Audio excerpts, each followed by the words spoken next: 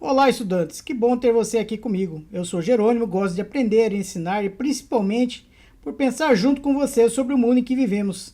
Seja bem-vindo! Hoje, a pergunta que me fizeram foi o seguinte: alguém queria entender como se fosse uma árvore, como se tivesse um tronco, como se tivesse essas derivações, as folhas, né? Mais a respeito de IA. Então a ideia de hoje é a árvore evolutiva das IAs. Essa é a ideia da proposta de hoje. Aí vem esse desenho, que é um desenho de um artigo, né? E essa árvore genealógica dos modelos de linguagem de grande escala, que a gente chama de LLMs, como o ChatGPT, o Claude, a BERT e outros, né? Vamos entender. Essa linguagem, essa imagem é chamada de Evolutionary Tree of LLMs. Ele é de um artigo que depois eu vou falar no final desse vídeo. Ou seja, uma árvore evolutiva dos modelos de linguagem baseada em um estudo acadêmico que foi publicado em 2023. Ela mostra como as IAs evoluíram ano a ano, de 2018 até 2023. Parece pouco tempo, né?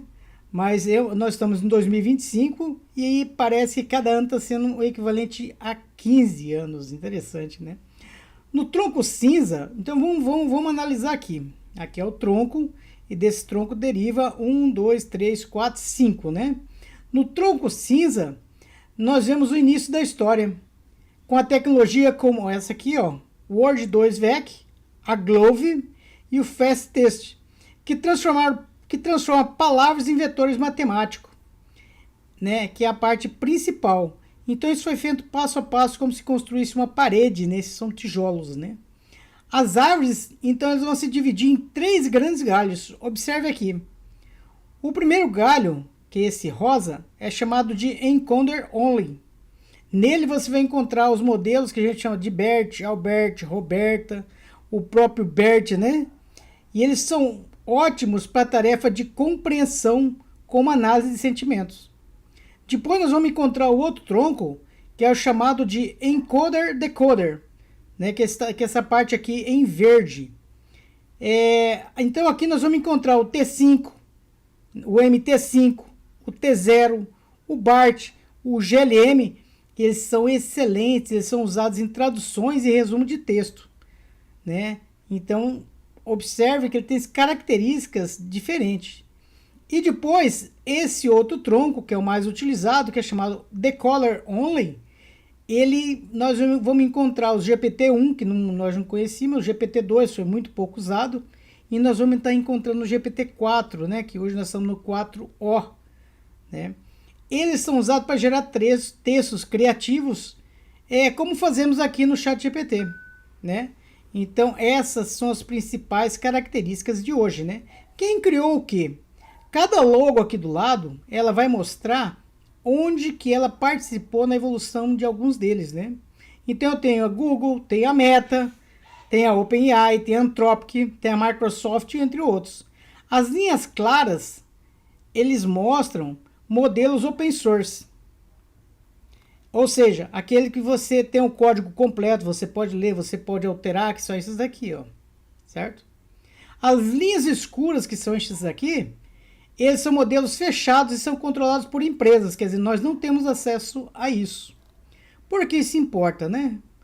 Porque cada modelo nasceu com um propósito diferente. Alguns focam em diálogos, como o ChatGPT e o Claude. Outros são voltados para código, como o Codex.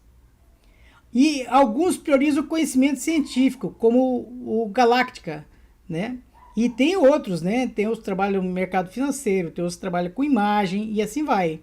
Saber qual modelo usar pode te ajudar a escolher a ferramenta certa para o problema certo. E o futuro? A imagem termina em 2023, mas a corrida continua. Modelos mais novos estão sendo lançados com foco em menor consumo de energia, maior alinhamento ético e melhor capacidade de raciocínio. Hoje nós estamos em 2025. Esse gráfico foi publicado no artigo acadêmico Harnessing the Power of LLM in Practice, que mostra como essas IAs são aplicadas no mundo real, da tradução à programação, do suporte ao cliente e à educação. A conclusão: A IA está evoluindo muito rápido e entender a sua árvore genealógica também facilita, né, o nosso entendimento. Agora que você conhece os galhos dessa história, que tal explorar mais com a gente? Curta, compartilhe e se inscreva no canal. Lembre-se, pensar bem é viver melhor. Nos vemos no próximo vídeo.